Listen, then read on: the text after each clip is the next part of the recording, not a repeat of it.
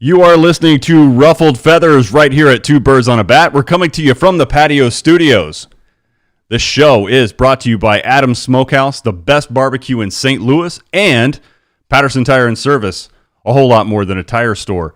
What better night to do a podcast right before the Cubs and Cardinals kick off their first series in 2021. Even better is that the teams are occupying now, unless something has changed in the last 15 minutes. They're occupying first and second place in the National League Central.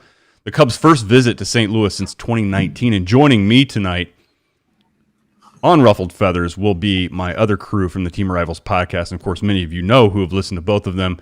Team Rivals podcast is comprised of me and two shithead Cub fans, which I adore at a distance. They're in Illinois. Of course, I'm out here in North Carolina. But looking forward to this one. I don't think I'll be blacked out, so I'll get to watch it. That makes me happy. And baseball, Little League Baseball is over. It's really occupied my weeknights, and so I haven't been able to do a whole lot. That's over now, and I get to focus on baseball this weekend, and I'm looking forward to the rivalry firing back up for 2021. But before I do that, I want to bring in the other guys here, and Pete, please lead us in. It's about time.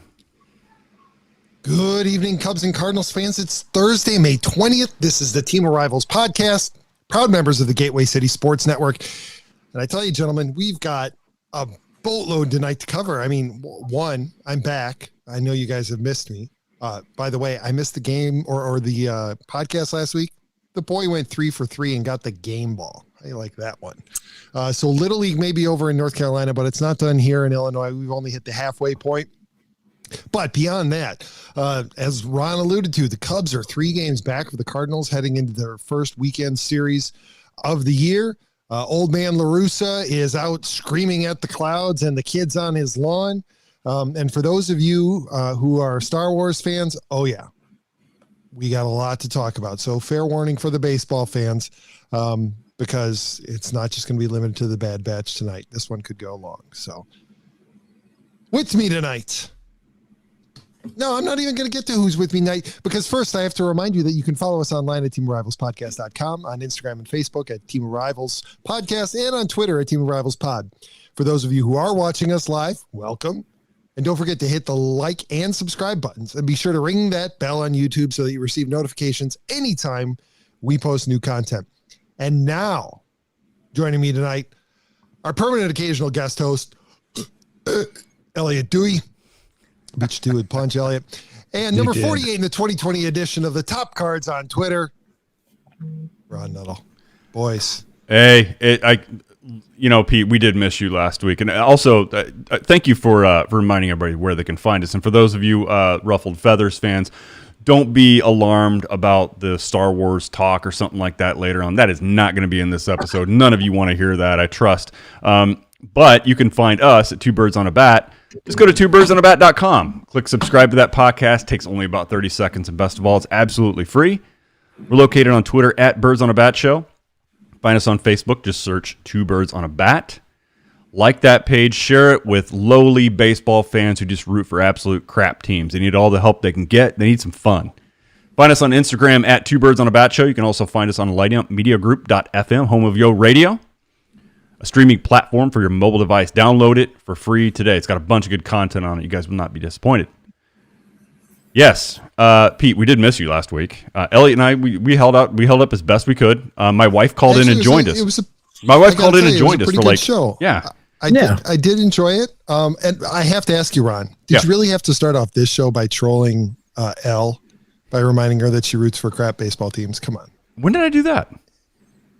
Yeah. Those who follow us and root for crap baseball teams. I mean, are there crappier baseball teams? I think there might be this year, actually. Than the Orioles? Yeah, there are. The Colorado Rockies. Oh, my God. Oof.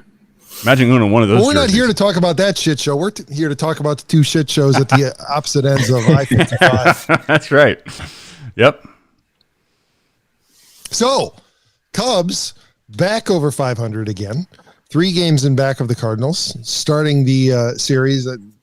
Cubs are just a mash list right now. I mean, last I checked, Elliot, who are we down? We're down Jason Hayward. Looks like Justin Seal's probably going to have to go down. We had a Yep, we had a game without Javi and Rizzo. Rizzo had some back stiffness. He was pulled out of the game before.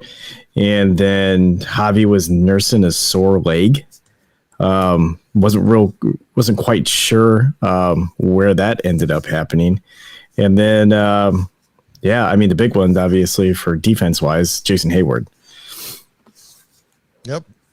Yeah, I'm looking over everybody who is, let's see, Marisnik is on the IL. At least Rizzo's back. So, yeah, The Cubs are a veritable mash unit right now, and they've been going through it. Really disappointing to see Justin Steele go on the IL because he's turned into something of a weapon this year. And I don't want to jinx it. I probably am, and Ron's not going to believe it anyway. But part of me kind of wants to see the Cubs continue to bounce along around 500 so that they can keep calling up these rookie pitchers because I'm impressed. The new pitching infrastructure seems to be taking hold, and if this is a glimpse at the future, Elliot, I might have to get some shades because the future may be just a little bit bright. Oh no! Really? Are we doing this? I tell you what, I think you're better about ignoring it than me, Elliot. We're starting to see the beginning of some of these guys that they took that have these big arms that throw the triple digits. So if we continue seeing this, we might have to utter the words that the Cubs know how to draft pitching, which would be really weird. Okay, wait a minute. Speaking of, hold on, guys. Hold on. Wait a second. Speaking of seeing things, the people on the two birds on a bat side of this, they're not going to see the video. By the way, if you wanted to watch a video of this, which most of you are not going to want, and I wouldn't recommend it, we do put this video out, video version of the same podcast right now. It's on Team Arrivals. You can see it on Facebook. You can pick it up on Twitter. YouTube, yeah, definitely check it out at YouTube. What do the millennials say now? Smash the like button, crush the like button. Smash the like button. That's whatever. Right. Okay, just click on the. Hey, older people like me, take your cursor over the thumb, click the thumb, or subscribe, and that's the same thing as these assholes that call it smash it. That's what they mean by it. Click it, clicking it. Okay. Wow, we're off to a great start. Speaking of being able to see stuff, you guys can't see this. My co-host has a pair of blue blockers on. Yes, the blue blockers you used to see as seen on TV, where old people wear them. No, these aren't blue blockers. Get their cataracts removed. These are like novelty blue glasses that you pick up at Party City for like $2. Oh, those aren't to block the blue light from a computer screen? No, they're just blue. They don't do shit. They just make everything look blue. I got him for a Halloween costume with the boy. He dressed up as Ryder from Paw Patrol, and so I'm familiar with that. I bought some floods and everything so that I looked like what's the captain's name? Doesn't matter. Gene, we hope all is well with you too. Gene Bonds is watching. Eric Fisher, beautiful. Is that the only way I can find you guys? Is on this podcast? He's mad because we don't pick up the phone and call him. Eric is not aware. Works both ways. That's right. God damn it! I said the same thing to Mac. He gave me shit too last time I saw him. Speaking of which, a belated happy birthday to you, Mac. That's right. Why aren't you watching the show, you fuck? Oh, man. Oh, boy. So let's go back to the Cubs suddenly becoming a pitching development powerhouse. Elliot, I think it's more than just knowing how to draft pitchers. It finally seems like they actually know how to develop them. Right, because the more you read about the Pitch Lab and the work that they've done with their pitchers, including the ones who were at the alternate site last year that nobody got to see at work, they seem to be doing a really good job of developing pitches for those pitchers' arm actions, right? So not everybody learns a cutter, not everybody learns a knuckle curve, not everybody learns a slider. They learn a pitch that works with what they naturally have and their emotion, so that they can maximize the tunneling effect, and so that they can have an effective roster of pitches. And that's, Elliot, I'm not used to it, man. I'm getting hot. Like I'm getting the vapors. This is man, come on. I mean, really? Okay. So guys, what do you link this to, Elliot? This newfound ability to somehow figure out pitching, like the Cubs formula, right? During the rebuild, when Theo took over, was we're going to have to supplement pitching. We're going to have to sign it. We're going to have to pay for it. What we're going to develop are position players. We're going to draft high there. We're going to throw all our chips in on the position players because we're going to lock them up for a while, and we're going to supplement pitching, starting with Lester, right? They paid him. They paid Yu Darvish, traded for Quintana. I don't know what. Again, Arrieta might have been an acquisition before the. I don't know. No, he was a Theo trade. Okay, he was a trade. He was a trade. But anyway, so yes, they didn't develop anything on the pitching front except Hendricks, right? Well, he was even traded.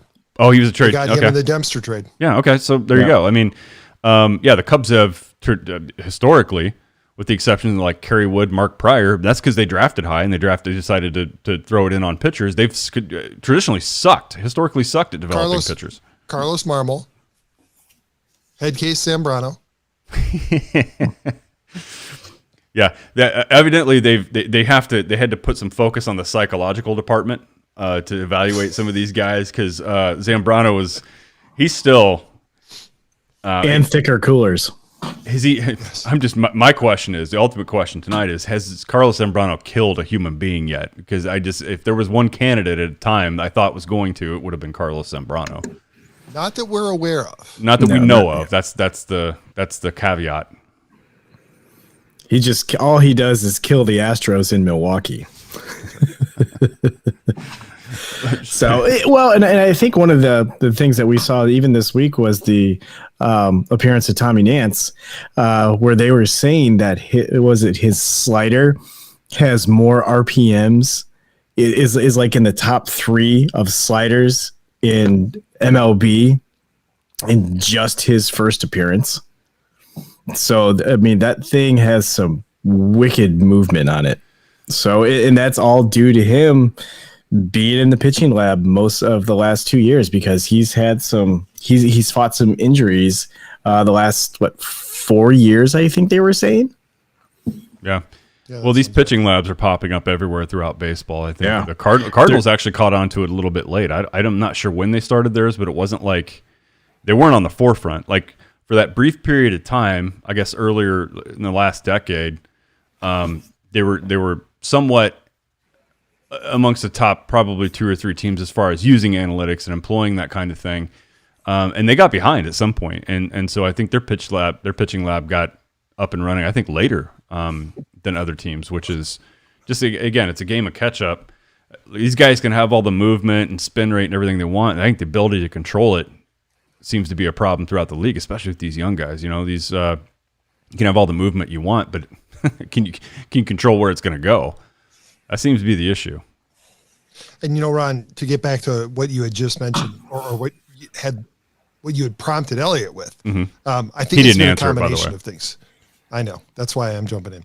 I think it's a combination of things. They shifted their philosophy about, what was it, Elliot, 3 or 4 years ago, and they stopped drafting guys with high floors, but lower ceilings, and they're starting to take bigger swings, right? So they're drafting guys who they view as having higher ceilings, but they also recognize that there's a bigger chance that they're going to flame out and they're never going to make it. But they've taken the attitude that that's a much better risk to take than to have a guy whose floor is higher, but whose floor never allows him to actually get to the majors. Right. Or keeps him at 4A or keeps him, right.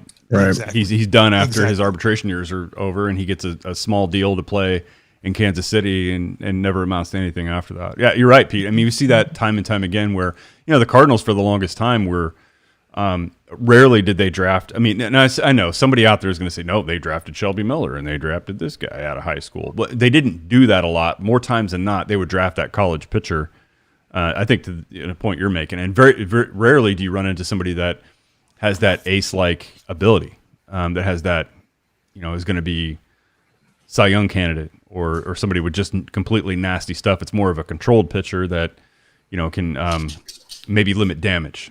So basically what you think you're drafting at best might be a 4 or 5 starter. I'm not talking about Jack Flaherty guys. I'm not talking about Rick Ankiel. I'm not talking about Shelby Miller. I know that they've rolled the dice on a few people in the past, but for the most part, they went after the college arms. Yep. And just to wrap things up on the pitcher discussion here, I was looking for it because I was wondering if El Toro was going to be back in Schaumburg this year, or I'm sorry, in Rosemont this year. I was hoping that maybe the boy and I and Elliot, if he was interested, could go catch El Toro on the mound, but apparently he's retired for good. And now he's a pastor. Oh, back in his native land of Venezuela. So, guys, I smell a business trip coming up. I mean, we all need a little more God in our lives, and I definitely want to see the fire and brimstone sermon from El Toro. What do you say? I'd go, and I would maybe put on what's a team he probably hated the most? Maybe St. Louis. Show up with a little Gatorade. He hates Gatorade. Yeah, Gatorade. Put a Gatorade. Yeah. I have a Gatorade shirt on. Show up at the sermon and just watch it burn. I mean, just watch it burn. A couple. Somebody mentioned something on here pretty interesting. So Scott Stefan, I don't recognize that name. Maybe he's a new viewer, listener, or whatever. But we've seen Scott on there before. Have you? The Cubs bullpen is racking up innings. Wonder how they'll look in August. Now, you know what, man? Same question for St. Louis. There are only like 3 or 4 arms down there that Schultz trusts these days, and he's using them and using them and using them. Guys, we've seen this story before. Relief roles. I mean, it's a short lifespan potentially in the major leagues. The way they use those guys. So,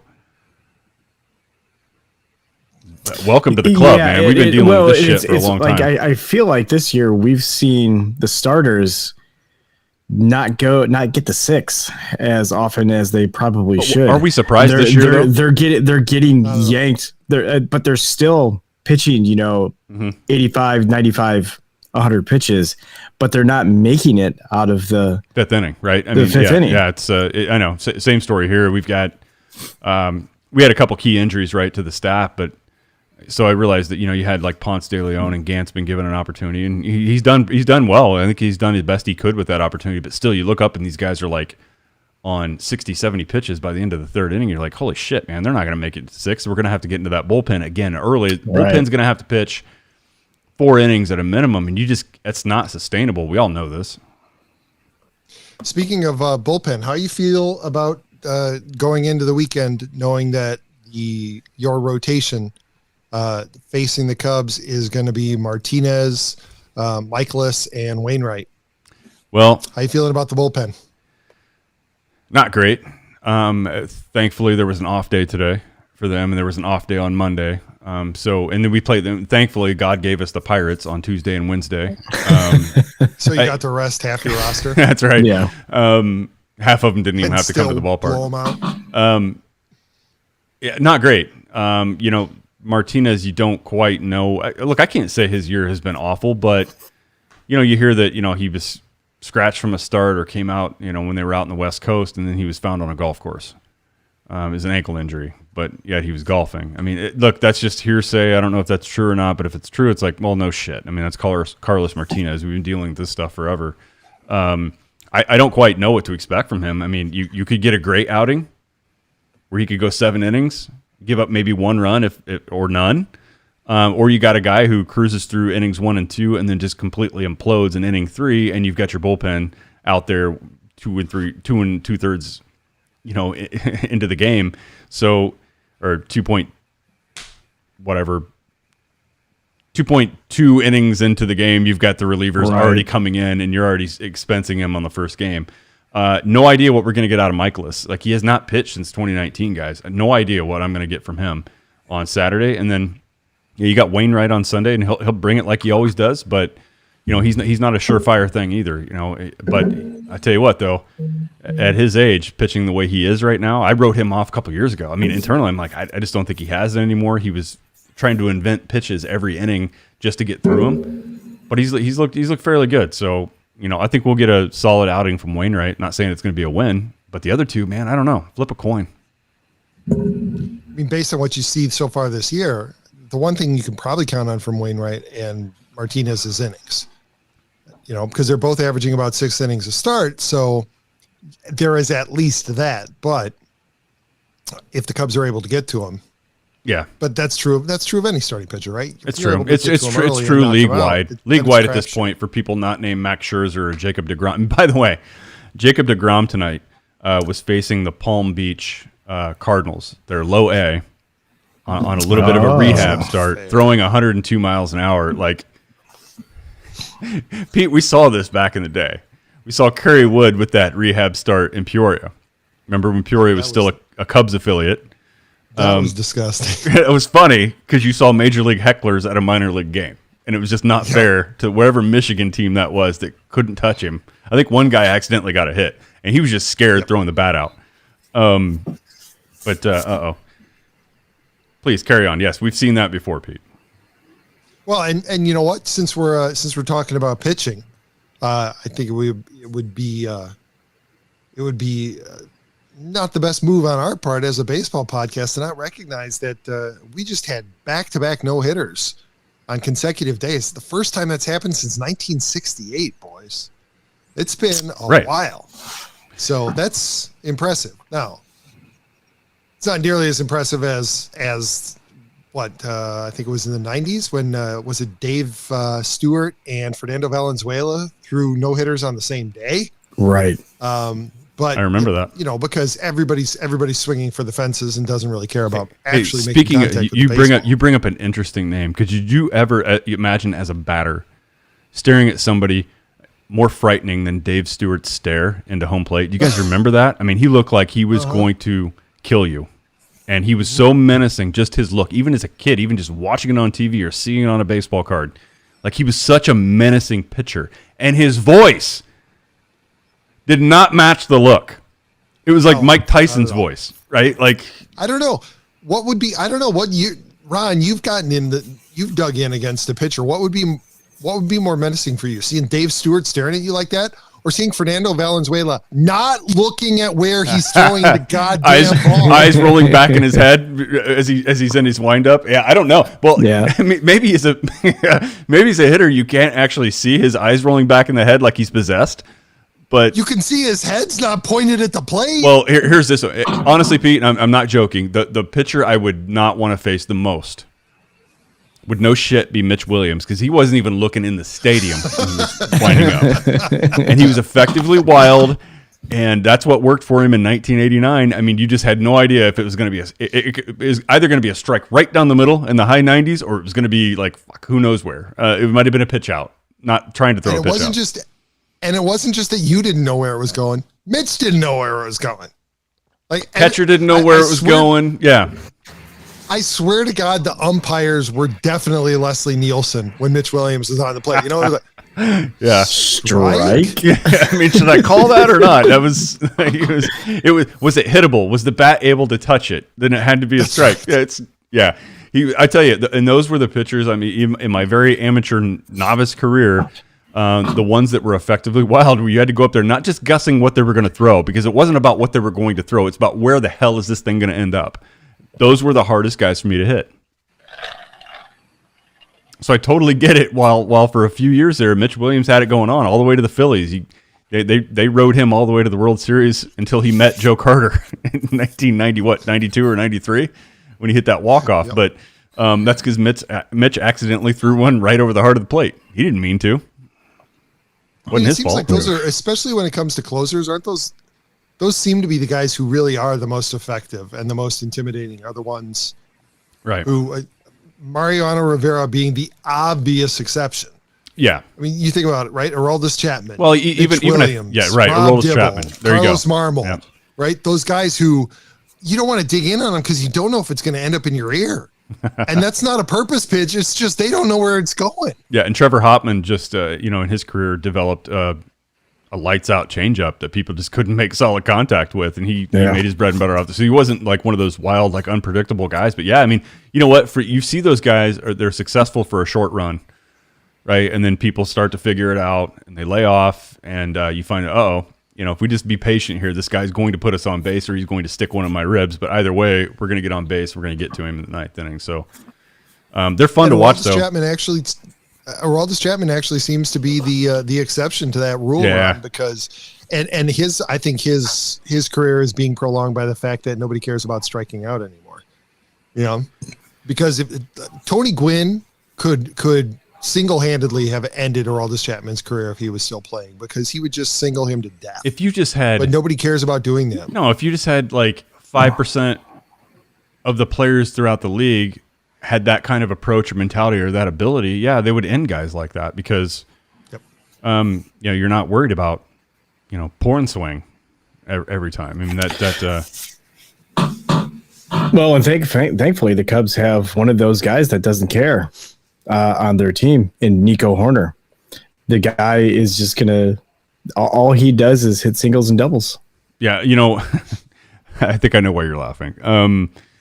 You can go ahead and explain why we're laughing. But before we do, I'm not really comfortable with why you're laughing. It kind of makes me a little bit nervous here, Pete, which makes me want to protect myself. And in order to protect yourself, what do you guys need? You got to have insurance, right? Insurance is the thing. And the Wiley Group has 2 locations to serve you in Festus and Arnold, Missouri. They offer home, auto, boat, motorcycle, business, life insurance, investments, and much more. They can customize an approach unique to your situation to make you, your family, and assets make sure they're properly protected. They offer great rates and savings. Give them a call today at 636-764-6294 to do an insurance review or just to talk sports. If you don't have time to call, feel free to email Sean at SeanWiley@allstate.com. And speaking of Pete laughing, and we don't know why, it makes us all feel uncomfortable. And I know we're not supposed to do these things back to back. Pete's the expert at this somehow, some way. But things make us uncomfortable in life. They're inconvenient. We don't like to do them. Sometimes we just don't know where to take the first step. You know what? And buying a vehicle can be stressful. It doesn't have to be. Fifth Street Motors, located in Pacific, Missouri, will help you find the vehicle you need no matter what brand. Fifth Street Motors believes in giving you the best price on a pre-owned vehicle that will fit your budget. Give Brandon or Don a call at 573-259-1306 and tell them Gateway City Sports sent you. And then tell them Team of Rivals podcast made you. Made you what? Made you go. We have a visitor on the line. Do we? Is it the infiltrator or is it somebody else? The show infiltrator wait. Tonight. Oh, damn. I was really hoping that it would be the zombie hunter. Oh, the zombie hunter. How's you know it going, what? Braden? Who's the zombie hunter? Oh, the zombie hunter? No, he's the zombie hunted. That would be CJ, our buddy who. No, that's why we don't hear from him anymore. He's a hunter now. Oh, he's a hunter. Oh, I got you. He's trying to keep a low profile. That's right. All right. He doesn't want people to know where his what do you call it? Like his outpost is, like all his right. It's things he stockpiled to survive the apocalypse and pandemic. His bunker. Thank you. His bunker, his sanctuary. He doesn't want anybody to know where it's at. You can only get to it. CJ's a prepper? I think he's a hoarder and a prepper. I think he's taken his UPS packages and hoarded up anything that he thought was MREs or anything else, and it's in some kind of bunker in the boot heel of Missouri, and he's going to hold out. And once in a while, he does. But before he opens those packages, they run through a UV disinfectant before he opens them, and then he puts them into a vacuum tube. Mm-hmm. Does the little integrated gloves thing where he opens the package up so that if the anthrax comes out, it's trapped there and it goes right out the ventilator. I don't think CJ's worried Never about actually anthrax. reaches his lungs. I don't imagine he's too worried about anthrax, but well, I don't know, maybe you're right. I don't think you are, but maybe you're right. Hey, another thing I wanted to mention before we keep going here, before we bring Braden on, we hear his opinions on the Cubs-Cardinals series coming up. Just want to thank one of our featured partners, and that would be Adam's Smokehouse. Starting with Mike and his wonderful crew at Adam's Smokehouse, located on Watson Road. Adams is home to the best barbecue in St. Louis. They do big box orders, catering, and, of course, in-house dining. If you want the full experience, head on down to Adam's Smokehouse, meet Mike and the gang. Take a look at their awesome menu. You will not be disappointed. That's our friends at Adam's Smokehouse, St. Louis. Here's your cue. And finally, don't forget our friends at Gators Baseball Academy, located in both Missouri and Illinois. If you're looking for the right organization to help your youngster with the game of baseball or softball, look no further than the Gators Baseball Academy and their 4-pillar system. To learn more, check them out at GatorsBaseballAcademy.com. Pete.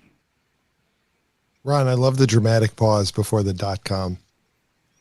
As though you're keeping everybody because in suspense. Could it be .net? Could it be .net? Could it be .co.uk? Could be .gov. Could be .gov. .jp? Do they have a Japanese? Could be .cn. Could be .ca for Canada. Could be .uk. UK's picking up on baseball, man. Could be GatorsBaseballAcademy.uk. Can you imagine that? Jim, we need to branch out. Braden, your thoughts on this upcoming sweep by the Cardinals? Well, if I'm being honest, I think best case scenario we take 2 out of 3. But if I'm being realistic, I feel like the Cubs are going to win the first series, and here's why. So it seems like Kyle Hendricks always does good against the Cardinals, and I think I could see the Cubs winning Game 1. I'm pretty sure Michaelis comes back Saturday, and he's supposed to pitch sometime in this series. So like his first start back from an injury, I could see him not doing very well. Honestly, if we're gonna lose 3, I just want to win on Sunday Night Baseball because I don't want to be embarrassed again on ESPN and hear Matt Vasgersian just nonstop talk about Javi Baez or whatever the hell he wants to talk about. Whoa, you said hell. You can't say that. You're only 16. Braden, they have not had good luck on national media. They just haven't. We saw a painful example last weekend on Sunday when they're facing the Padres and get swept and finish a sweep on national TV. So they don't have luck on those national games, guys. And yes, I mean, Braden's right. In recent years, I mean, those ESPN guys just slobber all over the Cubs when they're in, especially, well, they won't be in Chicago, but they do. They do enough slobbering all over the Cubs. Yeah, and who knows how they're going to talk about them this year with their struggles. I mean, they've had a couple of 5-game losses in a row, so they've been, as we talked about a couple of shows ago, I think they've been super inconsistent. I think the dismantling might dominate the conversations. I don't know how many national games the Cubs have been on, but I have a feeling if they haven't been on ESPN yet during a Sunday night game, probably a lot of the conversation will be dominated, I think, by maybe where Chris Bryant's going to end up, or is Baez going to be extended? Is Rizzo going to be extended? I have a feeling we'll get a healthy dose of their speculation on what the Cubs may end up doing with their roster. Right. Is Bryant going to be on the team at the end of the summer? Yeah. So Braden, it won't be so much slobbering or anything like that, but I think it'll be a lot of conversation around that, and maybe a little dash of what could have been, like what was many thought had the potential to be a baseball dynasty for a while, right? That didn't quite end up, like people had thought. Yeah, and it's possible because, well, I mean, depending on what happens in the first game, you've got Hendricks pitching, who hasn't really looked like himself. He's given up. He's had a couple of games where he's given up 4 or 5 runs in the first inning or 2, which has been. I mean, we're talking about a guy who, was the anchor during the World Series team. So it'll be interesting to see how this series go, because as is prone to that home run ball too. This could go either way. Hey, Elliot, did you notice when I took Pete off the main screen, he got way quiet? Like he almost got pissed. Like, watch. He doesn't like that. When I'm here, He doesn't care. He's better. He's way better. You know what? Honestly, I'm usually researching, and so I don't know when you've cut me on main screen. For a second there, I kind of looked like Pete had an edible about 45 minutes ago. It really did. It did. Yeah, it looked like he was enjoying it. I mean, look, it's a thing in Illinois now. You can do that. Braden, I hope you haven't touched any of that stuff. You better not. That's true. You got to be 21. Oh, that's okay. Thank God. You know what, I wonder if some of Hendricks' struggles, and maybe this is also what's been plaguing Kyle Davies to start the year, is the adjustment to the new baseball. I haven't heard much talk about that. Admittedly, I don't watch many baseball. No, I think early on, Pete, we heard a little bit, but you're right. In recent. Yeah. I haven't heard much about the seams or anything.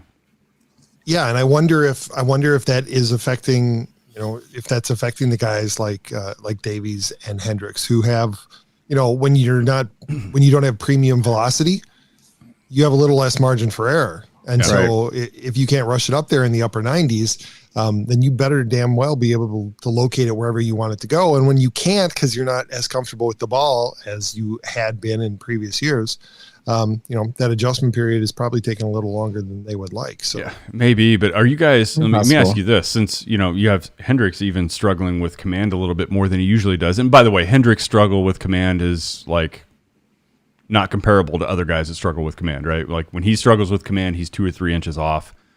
when somebody like the Cardinals bullpen struggles with command. It's in the dirt 6 inches in front of the plate. So we're talking about two different things here. But Pete, to your point, yeah, you alter the baseball just a little bit. You expect there to be an impact. But I tell you what, guys, the more I watch, and there's this Twitter account. I don't have it in front of me, and Braden's on my phone, so I can't look it up right now. There's a Twitter account that tracks umpire performance every game. And after looking at weeks of this shit, I hate to say this, guys, and I know that the more rules change and the more the game kind of evolves, that we don't want to take, like, that's Pete, and I apologize for your video you put out before our show last week. I forgot you told us about that. I didn't watch it till after the show. Totally didn't pick up on what you laid down, but it was a great point you made on analytics in the game, right? And why we might not be taking to it like others do. I know. Well, I would rather have saved it for you being here. But that's just one more thing that's been proposed and put on the table, at least, that takes more of the human element out of the game, which we all kind of like. Like taking that physical umpire from behind the plate, I don't like it, right? I like that error sometimes, or that, the umpire kind of has a zone and the pitchers learn the zone and they start throwing to the zone that he's calling that night.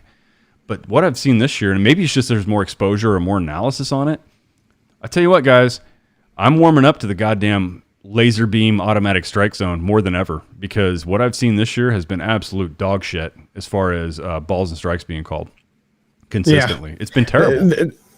I mean, I've seen balls called strike 6 inches off the plate, which... Oh, come on. Would you stop picking on Angel Hernandez, you racist? It's not just him. I wish it was just limited to him, because the ultimate answer would be, I wish it was. Like, make sure you've got competent people that can still do it. He's just the worst example of it. He is. Yeah. He's the absolute worst. And the easy, lazy answer is, well, make sure you have good umpires back there. They're all relatively good, except for Angel Hernandez. But, sometimes they Joe West. Joe, the West Vest. We still need to buy one of those and auction it off on our website, I think. We just buy all the shit on his website, just pick it clean and just leave the bones of a fish there. Like, clean it out, and we can give like maybe a Team Arrival shirt away with it.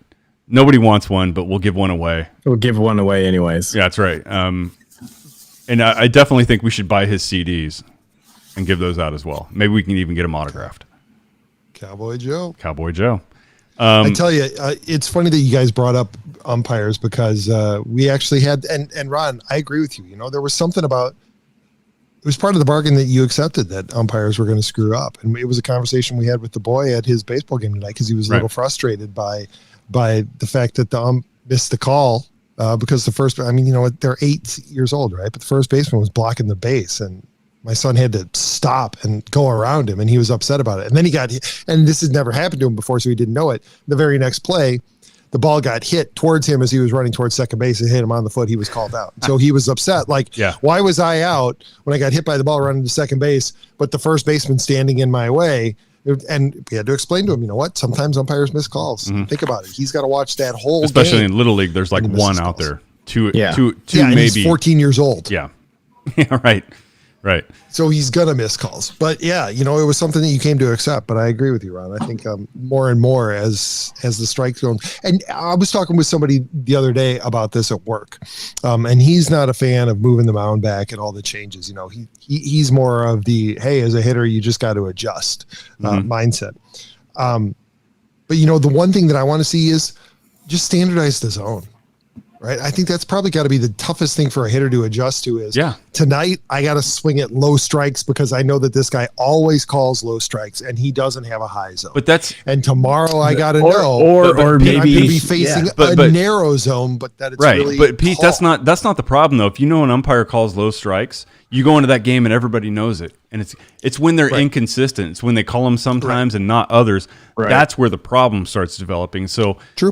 And look, I mean, some guys that you got to wonder, like I don't doubt Greg Maddox's ability ever, right? But if there was an automatic strike zone, would he have been able to survive 2 or 3 inches off the plate? Those pinpoint locations where he got guys to kind of expand a little bit and not make as hard contact. So an automatic strike zone would be a disadvantage to, I would think, guys like Kyle Hendricks, who can kind of nibble around the corners and get guys to just expand their zone just a little bit. And that when somebody makes contact 2 or 3 inches, 6 inches, 5 inches, whatever it is, on the outer part of the plate, they're not barreling the ball as much as they normally would. So I get it, right? If you do that, I definitely think it's an advantage for the hitters because a strike is absolutely a strike now, and guys have to throw it there. And if you think it's off the plate, and it probably is, it's not going to get called because you don't have a guy who's calling a veteran, right? Like an umpire who's calling a veteran pitcher like a Max Scherzer or somebody else is going to give them those extra 1 or 2 inches every time. And so when they don't have that advantage anymore,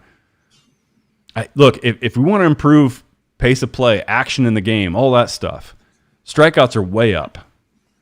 I can't say they're way up because somebody could probably throw a stat at my face right now that says, hey, in 1987, it was actually 6% higher than it is now. Nope, they are, Ron. They're on pace again. Historically high. There was a really long article on ESPN this week. It's by Tim Kirkjian, and it's part of a series. They're doing a series of the state of baseball, right? And the things that are making baseball not as big and what the big challenges are. And this one was called How the K Became the Most Destructive Letter in Major League Baseball. And I absolutely recommend that you and everybody who's listening or watching take the time to read it because it's fascinating. But we're on pace for the 15th year in a row where we set a new record for strikeouts. So no, strikeouts weren't higher back in the 80s. Every year it just keeps climbing. And it's a great article because it goes into how the old guard thinks that even the pitchers, Nolan Ryan, thinks that baseball is boring now because all guys are doing is swinging for the fences and striking out. Yeah, then it also goes into asking hitters about the fact that I can't adjust my swing. And also, they're not paying me to hit singles, right? They're not paying me to get on base. So from a financial standpoint, it's not worth it for me to take a B hack or a bunt just to get on base because they're not going to pay me for that. But they will pay me for doubles and home runs, so I might as well try to hit it over the shift because at least then I get rewarded financially. It's a really, really good article. For those of you who are listening, I'll link it in the description. There we go. I haven't read it, but thank you for tipping us off to that. I gotta kick it over to Braden. He's patiently waiting on the phone. I don't have him on mute, so he could have spoken up at any point in time. Braden, don't worry. You don't have a horse collar on you tonight, or a shot collar, or a fence. You can speak up whenever you want. But you told me last year it's a disturbing thing for a father to hear from your 15-year-old son. He's 16 now, but last year he was 15, and he told me, he's like, Dad, I'm really struggling to get through games. These are really boring. And when you hear that from a kid who's at like his peak level, like he has the time to spend to focus and watch baseball and cheer for baseball and root for baseball, when he's struggling to get through games because they're boring, is that not a problem? It's one kid, but I don't think he's an isolated case. We're feeling it too. So Braden, I mean, is that not what you were feeling last year? He's asleep. Quite possible. Seriously, I think he's asleep.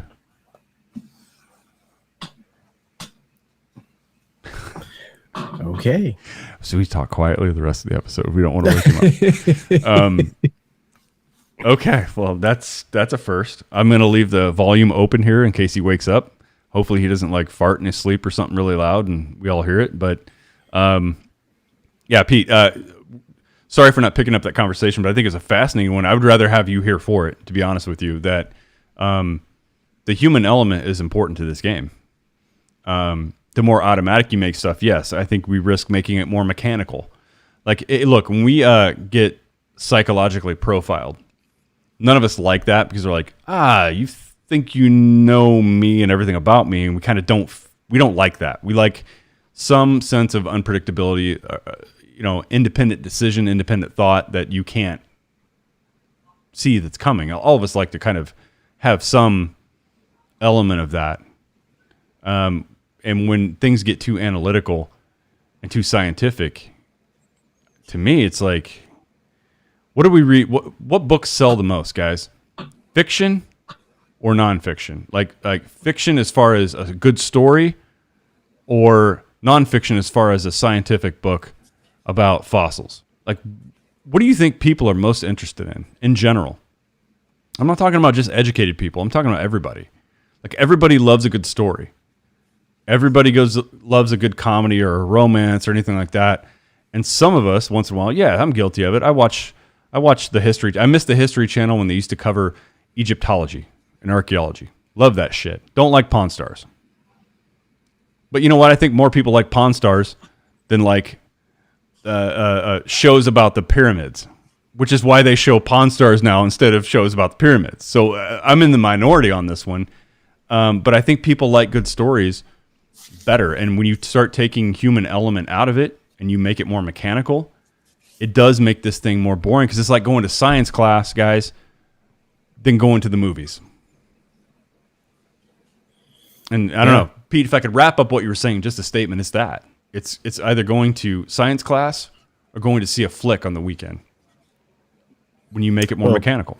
Apparently, we're talking science class tonight by the fourth wheel asleep. I honestly can't believe this, and he really is, because he would be talking, and he's probably asleep. It's right here, guys. I'm not lying. Look, it's Bluetooth connected, and I tell you, I was really looking forward to dropping the gauntlet, and setting up the date when he and Elliot were going to face off in MLB The Show, and Ron, you and I we're going to call the game. We're absolutely going to call the game. I think it's something that has to happen. We're not going to have people want it. They clearly want it. The people want it. That's I know right. the people absolutely want it, and we're going to give it to them. We're going to give it to them hard, because that's how they want it. Hard. They want it good and hard. That's right. Not just the Porn tip. swings. Elliot, you didn't have to take it there. You went deep, and you went bad. No, I didn't. He didn't go deep. I didn't go He didn't deep. go deep at all. That's right. That's the okay. I probably won't put this out on Two Birds on a Bat. This is a bad show. Well, I think we've got one more thing that we need to talk about before we go Star Wars. But again, just my thoughts on going in the series. You guys already heard me. As far as pitching goes, I don't know what the hell I'm going to get first two games. A little more certain what I'm going to get with Adam Wainwright on Sunday. Don't know. Crapshoot Friday, Saturday, but I'm still looking forward to it. The Cubs are actually back in St. Louis for the first time in 2 years. So it'll be fun. They're expanding capacity. I think they'll be at about 60% capacity when the Cubs arrive in town. So that'll be great. That'll be great. You'll see the stands mostly full. They'll double Pittsburgh's capacity on their biggest sellout last year, I think, or 2 years ago when there wasn't a pandemic. That'll be funny. Pittsburgh is not going to fill up to 60%. I don't care how much they open. I would hate to be a Pirates fan. I would hate it. But this weekend, I probably agree with Braden. Principle. I agree with Braden. I mean, the Cardinals, they really do need to take 2 or 3. This is still a potent Cubs team. You guys have heard me say this. I'm not saying this just 'cause you guys are on here. I've said it on other shows I've been on, that I still think with the names and the potential they have in the roster, with the talent they have, I mean, they have the capability of running up the score quick early on and knocking these questionable starters out. And I say questionable not because I question their ability or character or anything like that, but one's coming off of injury. The other one's, I don't really know what his hair color is going to be on Friday. I just don't. I don't know. Carlos Martinez is a enigma. So they have the ability to run the score up really quick, get to the bullpen, and just wear their asses out. So Cardinals need to take 2 out of 3, or it's a failure of a series. I think that's really ultimately that's the key to a Cubs sweep. I can't believe I'm going to say this. I'm with Braden. I think the Cubs take 2 out of 3. Because I think Alzolay, benefits from Michaelis not having come back. Michaelis is going to have to work off some rust, and Alzolay has looked good this year. I think Hendricks versus Martinez, that's a coin flip. You're absolutely right, Ron. We don't know which Carlos Martinez is going to take them out, and I think ultimately Sunday is going to end up being exactly what ESPN doesn't want, and that's a bullpen game. Kyle Davies hasn't been particularly great this year. Nope. You're right. Adam Wainwright is old as fuck. So, if the Cubs can get into the bullpen tomorrow night and Saturday, then that doesn't bode well for them on Sunday. So really, ultimately, it's going to come down to what Michaelis and Martinez can do to save the bullpen for Sunday night. Pete, your quick thoughts, because we didn't get to ask you last week. So Albert Pujols released by the Angels a little over a week ago, signs with the Dodgers. Many Cardinals fans, and I think even their organization, had discussions about bringing him back. But just what's going through your head then? Was it much, or what is it like now? I mean, to me, it was always a long shot. Even with him being released and paying him the major league prorated minimum for the year, I just didn't think they would be able to give him enough opportunity where the Dodgers were able to because of injury and everything else. Plus, I mean, shit, he lives right there in L.A. Yeah, I think that's ultimately what it came down to. He's right there in LA. He doesn't have to uproot his family. You know, he doesn't want to call it a career in the middle of a season.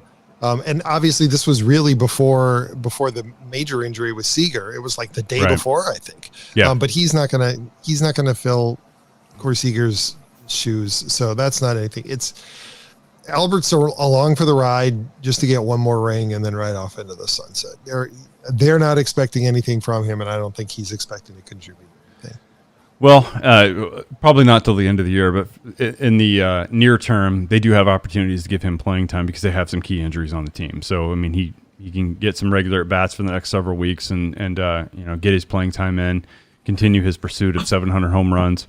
I do think, though, that there's a theoretical possibility that next year in 2022, if the National League does adopt the DH, if that is a universal thing, if they do not have a work stoppage, in theory, he could stick around one more year and the Cardinals could make room for him as a DH in 2022. I think he hasn't been a valuable player in like 5 years. So no, you're right. You're right. He hasn't. But if you look, I think it's just to take up a terrible roster spot to give up. Yes, but I look at the roster spots that they have occupied right now, Elliot, and I'm like, okay, would I rather Swap have him out for Carpenter? If they, well, hold on, don't you jump ahead of me.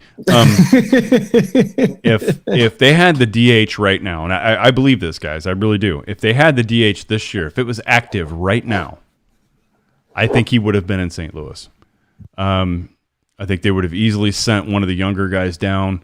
I don't think they're going to really. I think they're not going to release Matt Carpenter. They're not going to DFA him. I just don't see that happening this year. For whatever reason, we can all disagree with it. I certainly do. Not that I have anything against the guy personally, but if the DH was active right now in the National League, he would be with St. Louis. So if they do it next year and he wants to play one more year, I do think they'll make room for it, Elliot, because look, out of all 30 teams, him showing up in your uniform, who's it going to draw the most fans to, right? It's not going to be the Cubs. It's not going to be Cincinnati. It's not going to be New York or anybody else. Like, if he arrives back in St. Louis, just his mere presence there is going to draw butts into the crowd. Now, they may not need that, but they might want that. They might want that to happen for one more go around, one more year.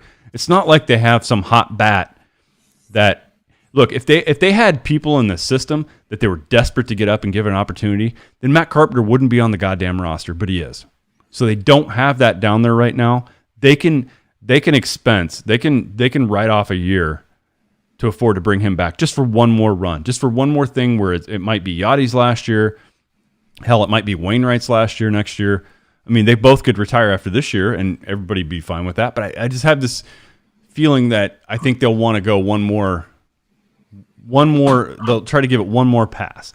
Not even to think that they have a realistic shot at a World Series, but one more go around where these three guys can retire together. It sounds stupid. I still think it's a low probability, but I could see a way that might happen. Braden, are you awake yet? And this is why Yadier Molina is still a St. Louis Cardinal. Unbelievable. Okay. Did you just wake up? Here's the thing with Pujols. Clear your throat real quick. Clear your throat, bud. First of all, him and 55 and Dodgers was the most disgusting thing I've seen. It's not in my entire life. Weird. But there may be some Hall of Famer that retired as number 5 on the Dodgers. I'm just not aware of. Could be Koufax or somebody like that. I don't know. Well, no, because Corey Seager's number 5. They said. Oh, Corey Seager's number 5. Well, yeah. I mean, he's been there a while. I mean, it's different than when you got a rookie who has that number. That rookie is going to give that number up in a heartbeat. Corey Seager's been there for what, Pete? 5-6 years? Something like that. Like, he's not going to give up his number. Pujols is a temp player there. He's not there. No regular position player who's been there for 5 or 6 years is going to give up a number, and I wouldn't expect him to. And clearly Albert doesn't expect him to either because he's wearing 55. So it looks stupid. I agree with you, Braden, on that front. It looks weird, looks dumb. But seeing Albert in blue looks dumb.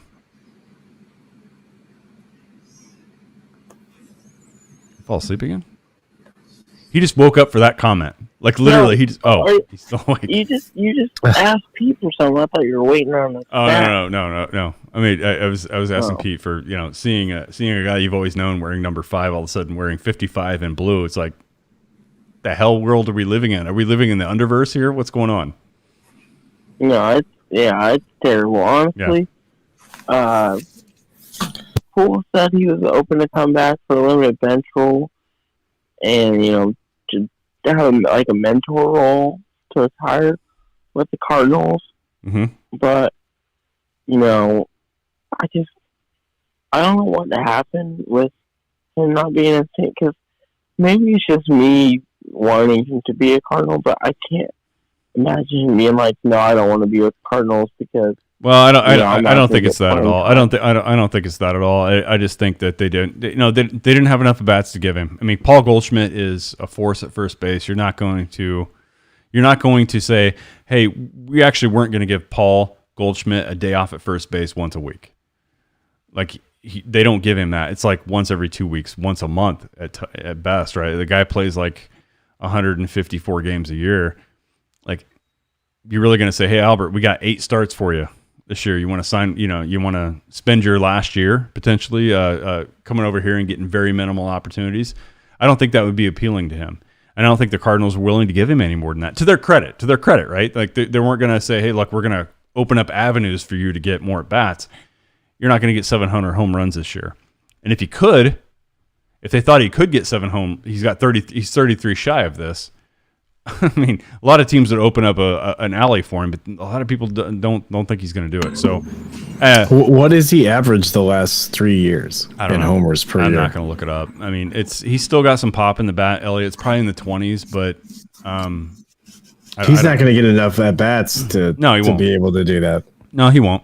I mean, and that's why I think the possibility theoretically is he could still play in 2022 if he chose to pursue that. But he's going to have to find the right opportunities. I don't think he's going to get enough plate appearances to even get close to that, to be honest with you. So, all right, Pete, I just want to get your thoughts on that because it was new and it happened last week and you weren't available, but it's kind of no news at this point. I don't think it's going to be any news that's relevant to us until potentially the off season or next year. Yeah. No, I agree. And honestly, the thing that's happened in the last week, I mean, look, we talked about it when he got released, and really, ultimately, that's the news. The news is that he got released by the Angels. It wasn't that he signed with the Dodgers because he's not going to make an impact no matter where he is. No. I think the bigger news that's happened in the last week that we haven't covered yet is obviously old man LaRussa on the south side of Chicago, screaming at the kids riding on the red line, and I don't know what else he's doing. I swear to God, I saw that press conference. Immediately after the Yerman Mercedes, is it? I don't know. Yeah. Yerman's home run. I swear to God, he was drunk in the press conference. I don't know if you caught it, Ron, but he had at least a drink. He looked like Palpatine. Yeah. Well, yeah, he does these days. Yeah. If he just had if he had a cloak on, absolute he would. Power. With the bottle of Cabernet Sauvignon on his right hand. Yeah. Yep. My whole attitude around the younger generation and the flair and it's been documented well on this show that I don't mind that stuff as much as I used to. But this unwritten rule of a kid who has a 3-0 count, bases loaded, you're up by a bunch of runs, that you don't swing at that 3-0 count.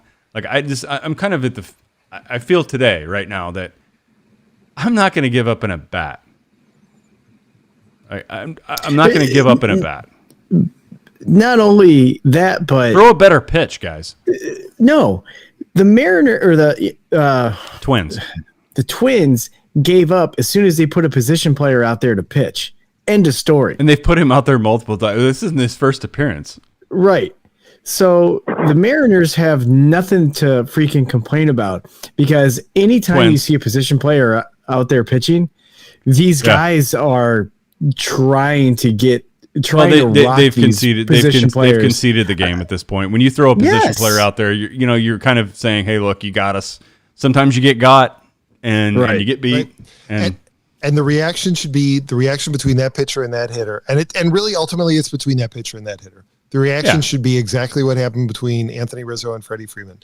Right. Because if Freddie Freeman had crushed one off Rizzo would have been laughing his ass off. Yeah. Right. Because there goes his perfect ERA for his, like he would have made a joke about it in the press conference after the game about there goes his perfect ERA. Or he would have said, hey, you should check his bat or something like that. Like you think he had an illegal substance on it. Was he using a fungo? Yep. Right. It was using a cork bat, it's a C just for batting practice though.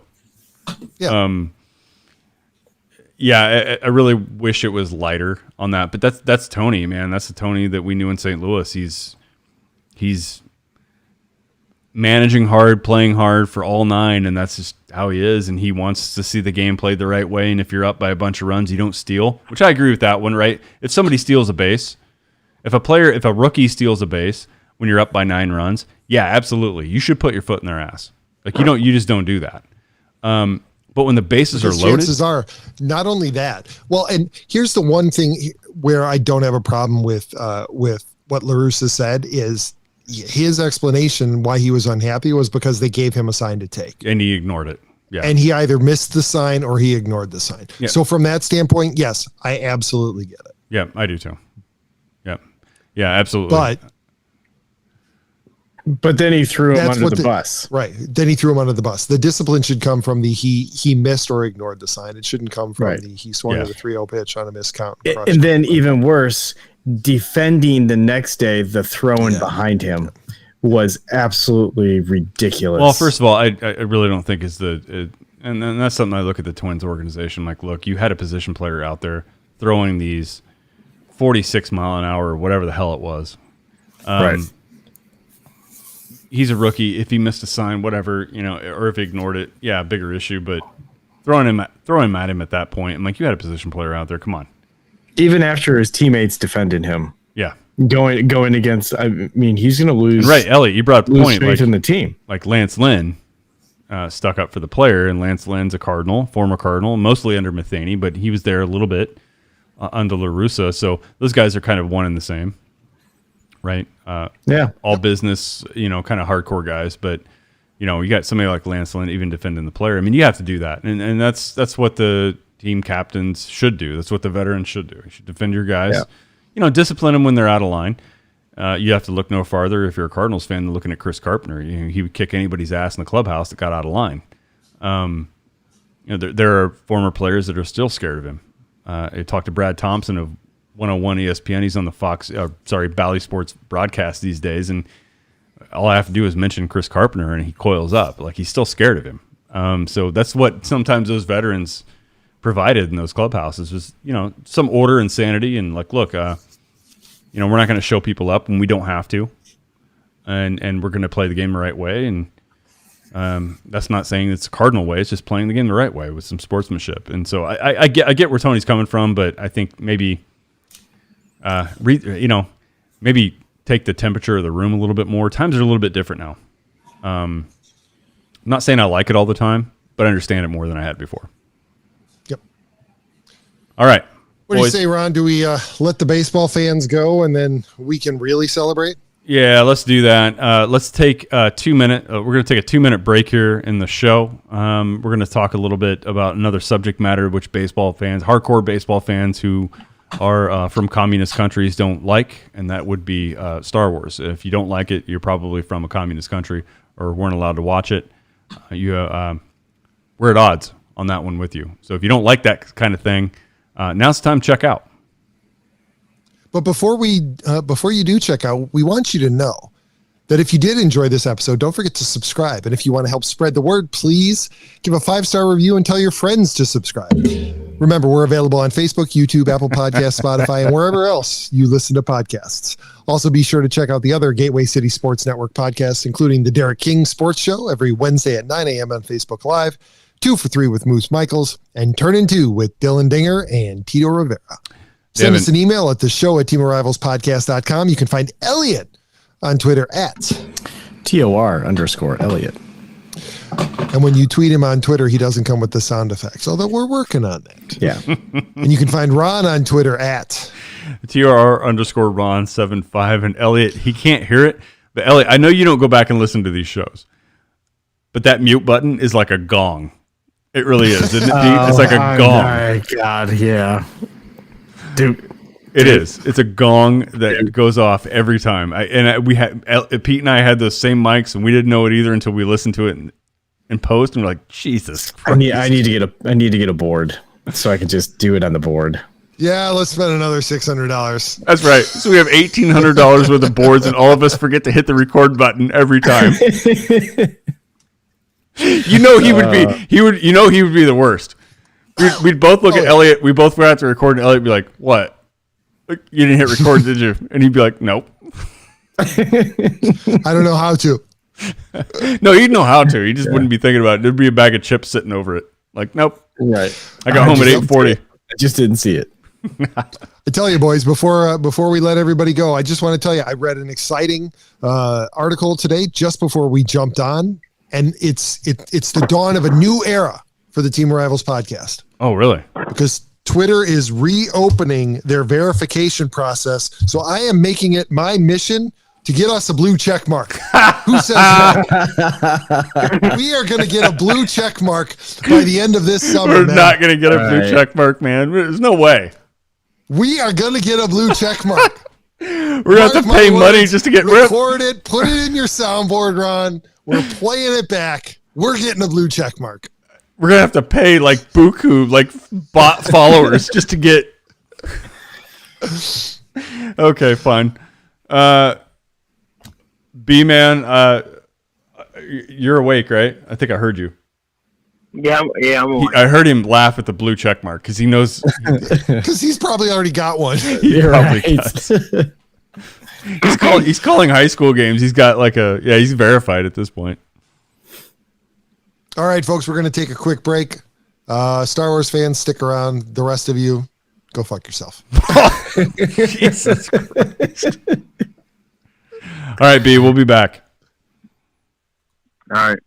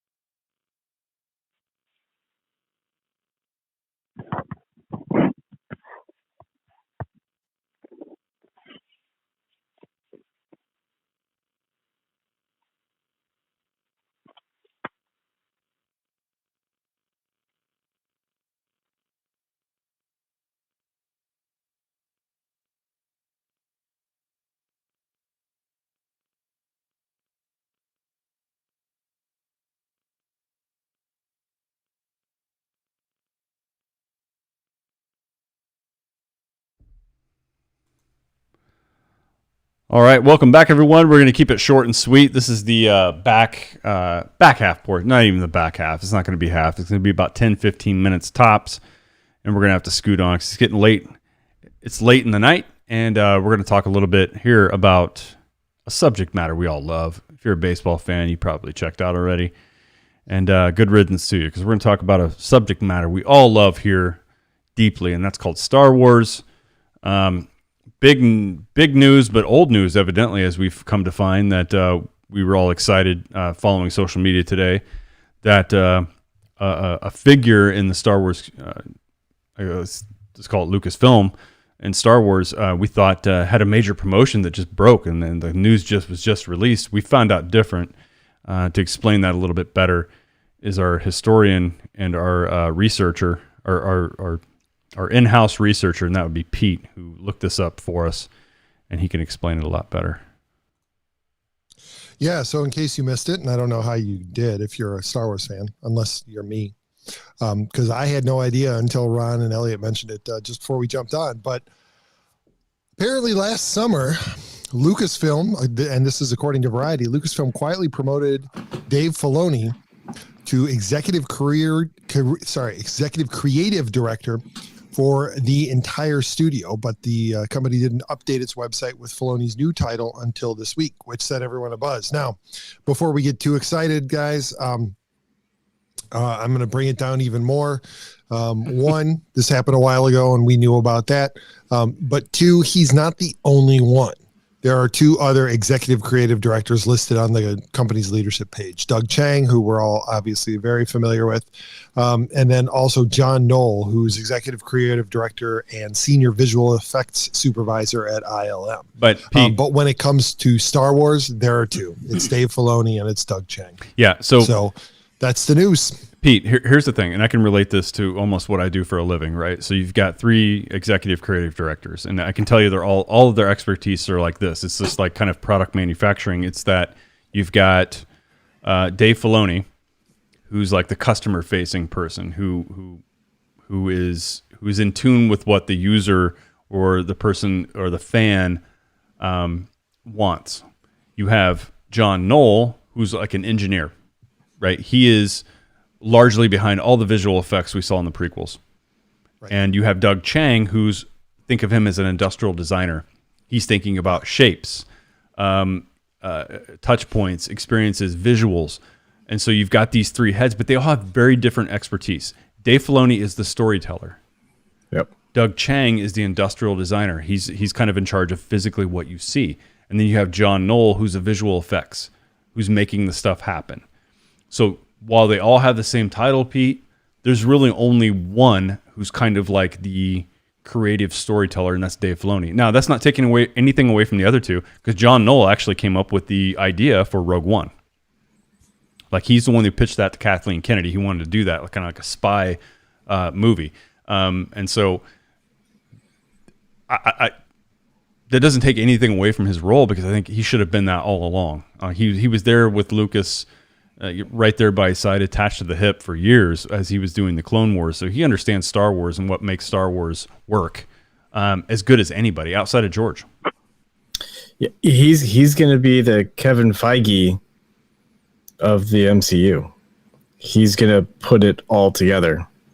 In the way that we have, what we've been talking about this for 4 years now, about just because of his storytelling, that God, they really need it.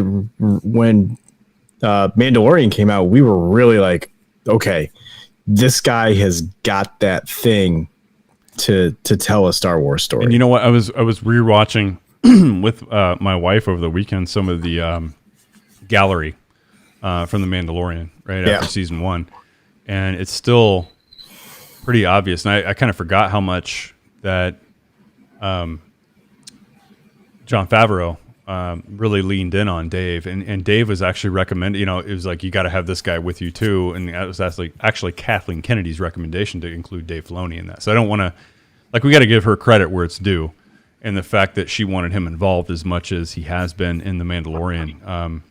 Got to give her credit, at least. I know it's hard to sometimes, but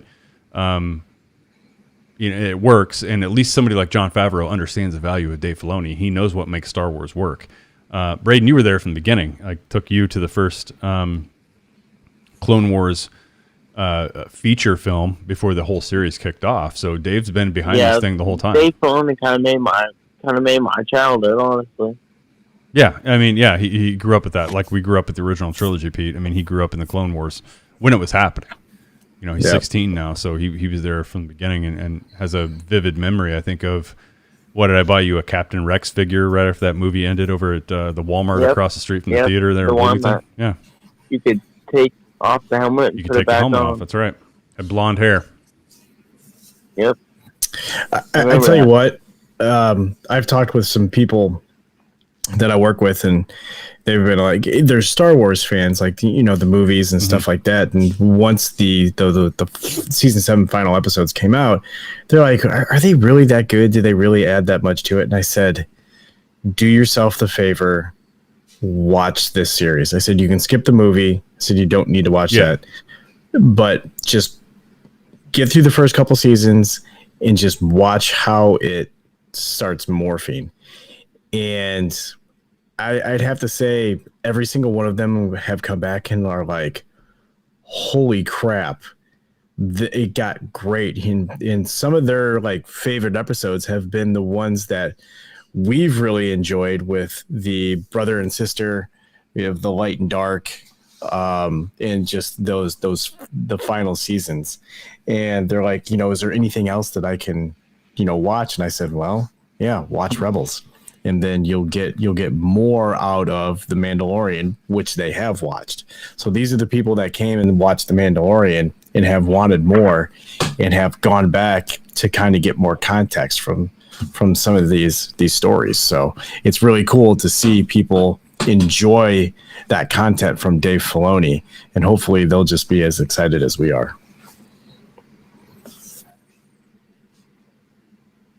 I don't disagree, Elliot. Not in the least. And I think that Kevin Feige comp is quite apt, because that's the one thing, and we've talked about it a lot, that seems to be the one thing that's been missing from Star Wars all along, particularly on film, is any sense of continuity, that anybody was in charge of the ship. And, finally, hopefully, that is becoming the case up there in Burbank, and something will change. So fingers crossed on that one, man. Yeah, I agree. I mean, we touched on a little bit of an issue I had. It's a little nit with the whole. I mean, we talked, maybe it was a couple weeks ago when we saw, Caleb or Kanan Jarrus show up on the Bad Batch in the opener, where there was some, there's some canon continuity misses there with a comic book series and an animated series where it's not quite synced up. So to the completionists, it drives them nuts. To me, it doesn't drive me nuts as much, because I don't put as much stock in a comic book as I do something that I'm watching on screen. I'm not taking any value away from that stuff, because a lot of times those extra things like novels or comic books or whatever can give more context to what you see on screen, so they can definitely add value, and they can add a little bit more flavor, maybe a little bit more spice to what you're watching. I don't quite know what to think of the story group. Not really sure what purpose that, or not purpose, but I'm not really sure how much authority they have, or how much control they have, or how much guidance that they provide guys like JJ or Ryan or anybody who's directing feature films. I just wish that was a little bit more obvious and coherent, that those guys had a voice. And I feel like, Pete, during the sequel trilogy, I'm not sure anybody had to sit down with Pablo to make sure that they were in the swim lanes that they needed to be. And I'm not sure that they should be when they're creating. None of them want to be. But if you're going to tie canon together, make a big announcement, and blow up all the Legends material to say you're going to rewrite everything and everything's going to be, ticked and tied, they've already swung and missed on a couple of occasions. So, and Pablo hasn't warmed himself up to the fans on social media either. So he's run into some dust ups there with certain YouTube creators and everything that are pretty popular. In many ways more popular than he is. So Lucasfilm is a little bit of a mess, but the one person I think that we all trust behind the scenes there is Dave Filoni. He's come through time and time again. He's put out some of the best Star Wars content or story arcs that I think we've seen. And I'm glad he's in the position he is. I don't know why we didn't know about it when they did promote him. Not that Lucasfilm owes us anything, but I think you consider how much criticism that some of the fan base has given Lucasfilm over the last year. I'm just surprised that wasn't more obvious. Right, and maybe it's appeasing fans too much, and you don't really owe them an answer, which to an extent I believe. But I don't know. It's like a Lovie Smith injury report. Yeah, for me, ultimately it comes down to the credibility that Dave Filoni has from having worked so closely with George Lucas. Yeah. Pablo Hidalgo is just some guy who knows a hell of a lot about Star Wars. It would be like putting us in charge of the story group, right? We have a lot of ideas and everything, but we haven't listened to George explain his whole philosophy and everything. We're no more qualified to take charge of the Star Wars story than just about anybody else. But Dave Filoni, he has a very, very special background that puts him in a privileged position to be in charge of this story for the next several decades. And I think he has an understanding of that whole mythology and what it's about that we don't. Like we can hear about it. We can sit here and watch YouTube interviews about George talking about it. But it's like I say and everything else. It's like it's one thing to hear it or watch it or read it on a page. It's another thing to experience it. And I think Dave Filoni has experienced it and knows it and knows what that means. And we don't. We feel it when we see it. We just don't know how to make it. And he's one of the few that actually knows how to make it. Yeah, and you really see that in the gallery series when he goes into this detail. It makes you think about it in a whole nother way. It does. Even his account of how he got the job and his experience with George Lucas in the beginning, it's still wildly entertaining. Anybody who hasn't watched the gallery, you should not just for the cool things like the volume and things like that. I think it's just listening to the creators, and it's not every day where you get a bunch of different directors that are willing to work together and kind of form almost like a little team and help each other out. Like you just don't. Creative people, Pete, are. Yes, they can work together, but when you get people that have different visions, some of them like to kind of work with their own little unit or by themselves. Rarely do you see a group of people that creative like collaborate that much.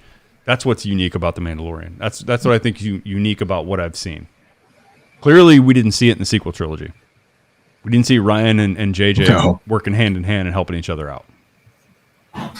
No, and again, it goes back to what we've talked about again and again and again. There was nobody who had a coherent vision for that trilogy, and it didn't matter that you had different directors. What mattered is that you didn't have a single story that was being told. Yeah, and whether or not you like George Lucas's directing ability, whether it's episode 4 or episodes 1, 2, and 3, there was still a through line that was being told in the original trilogy and in the prequel trilogy, right? And it didn't matter that you had 3 different directors in the original trilogy. It still was George Lucas's story, and he was able to keep it coherent and to keep it consistent. And I think that's what you have to look forward to with Dave Filoni heading up the story area at Lucasfilm, in the future, is that there's probably going to be some consistency, at least when it comes to what's on screen. I just wish they would have promoted him in 2016 before Johnson was able to do what he did. Well, I think that no. I think it goes back further than that. I think it needed to go back, but he didn't have the clout at the time. Right? No, he if you brought J.J. Abrams, if you did the whole thing over again, right? And J.J. Abrams came in and he said, "No, I'm bringing in my Bad Robot production crew, and we're doing things my way." Dave Filoni now has the clout to say, "No, you're not. You're doing it this way." Yeah. And this is the story you're telling. Fine, use your Bad Robot company, but this is the storyline you're following. You're absolutely right, Pete. Like, I don't think Disney appreciated Dave until that shit was released on Netflix after they killed the series, right? And it went on Netflix and it like blew up on Netflix. People that all of a sudden hadn't seen the Clone Wars could binge watch it and absorb it all. And I think that's when. Look, remember when Disney took over, they wanted nothing to do with that prequel era. They wanted to move away from it as far as they could. They were sprinting in the opposite direction into the future, and they wanted nothing to do with anything that had anything to do with the prequel era. And all of a sudden, how much of it they brought back? Right? They brought some All of of it. Some of it back. Yeah. They brought some They of it even back. brought the Tartakovsky micro series. Right, but I mean, yeah, you're right. They put the Ewok fucking shows on there, which are terrible. Yep. But they've brought it back. They allowed a Clone Wars season 7. Some of it was brought back in Rebels. I think they sniffed that out. Like, oh shit, yeah, he's trying to finish off what he couldn't conclude in the Clone Wars, so he squeezed some of it in Rebels. But I think that through that change in management and philosophy, like he's survived the whole thing and he's come out on top. So. Yep. You know what? I'm sure you guys have heard the big Reddit leak about what happened behind the scenes at Lucasfilm through the course of the sequel trilogy and the whole JJ story, and then Rian Johnson, and then back to JJ. And listening to that and thinking about it more, I kind of liken it to one of us getting behind the wheel of a Ferrari, right? Nobody who took over Lucasfilm had any idea how to drive a car like the Star Wars saga. And so they got in and they floored it, and they were swerving all over the road. So they come out of the garage and they're hitting 200 miles an hour and like, this is fantastic. I knew exactly what I'm doing. And it wasn't because J.J. Abrams had done such a great job telling a story or making a phenomenal film. They just had a Ferrari that they were driving, right? And then the first corner came up and they were like, oh, wait a minute.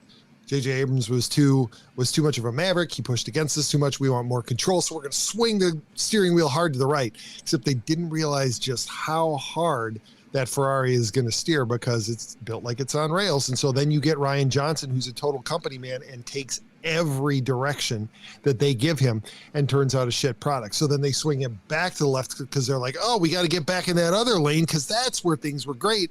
And now you've given it back to JJ and you have to turn over all control to him again. And it ends up just being a mess. Yeah, it was. What you need is somebody who knows how to drive a Ferrari, who's driven one before, and who's going to steer it straight. Yeah, and hug those curves, and that's exactly what Dave Filoni. It's absolutely right. You know, in the soundbite, and the point that I think Last Jedi was trying to make was so off point. You can point to one line in the movie, which I still despise to this day, and that's "Let the past die, kill it if you have to." What they didn't understand is the past and the way that story was told, and what that story meant to people. You don't kill that. No, you don't kill it. And that's what I think the rub is with me personally with The Last Jedi, is that is this total disregard. You boomers who loved the original trilogy, your time is over. We have to move on. Like, that is not the attitude you take, because that is what made Star Wars work. That kind of thing there is why we all still love it. That's why my kids can still watch a movie. How many movies from 1977 do your kids watch? None. I can count them on no hands because it's none. Okay, what? Space Odyssey? Star Wars. Yeah, exactly, right? So that's the only one that we can think of. And so that story worked. And to say, let the past die, kill it if you have to, just, hey, let's kill off these characters. Yeah, Admiral Akbar. Not a big deal at the end of the day. But when you just totally blow him out a window, you make Luke die because he projected a hologram. I mean, this is kind of shit that you break his lightsaber in half at the end of the movie too. I mean, so yeah, we're not going to go off on this tangent because I'm about to blow on those choices that are made, and they thought, Pete, they actually thought that was the ultimate direction. That was the pinnacle. We've made it. We're doing this. We're sending Star Wars into the future, and people are going to love what we do now. Launch angle, exit velocity, barrel rate, hard hit contact. They are the fucking baseball analytics of Star Wars telling. That's why I don't like it. Yeah, you know what, Ron? I think that there was, because, now that you mention it, we know that George Lucas had made noise that he was starting to write the sequel trilogy, right? And that it was going to be a continuation of the saga. And I think he backed him into a corner. And so their reaction was... do opposite. Was to do the opposite and to kill exactly what you said, to kill it. Yep. Right? To say, okay, you want the Star Wars saga? Here it is. They're dead. They're gone. Fine, they just took We're done. They took my saga, they took my scripts, they just killed it all. Yeah. And I wonder if George hadn't done that, if they maybe would have gone on a complete, because really, if you wanted to do that, and we've talked about this before, just fast forward at 50 years so that we know that all the Skywalkers and Solos are dead. Hey, hold on. A completely new story. Braden, last words. We're about ready to end this. I'm sorry, but hopefully you're asleep.